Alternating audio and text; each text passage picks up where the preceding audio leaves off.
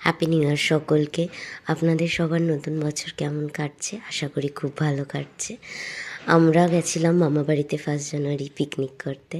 এখানে মা এসেই বসে গেছে উনুনে দেশি চিকেন রান্না করতে।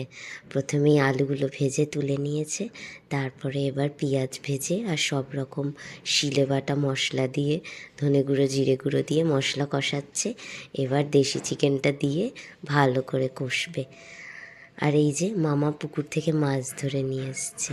এই মাছের সাদা মূলো দিয়ে আর কাঁচা তেঁতুল দিয়ে মা টক বানাবে।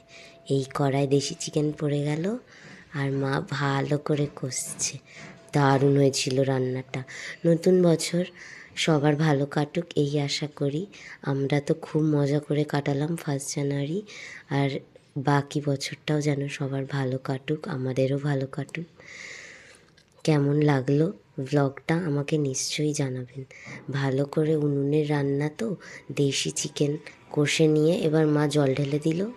এবার ভালোভাবে ফুটিয়ে নামিয়ে নিলেই তৈরি দেশি মুরগির ঝোল। দারুণ হয়েছিল। সবাই ছাদে বসে মাংসের ঝোল, ডাল, চচ্চড়ি দিয়ে কলা পাতায় ভাত খেলাম।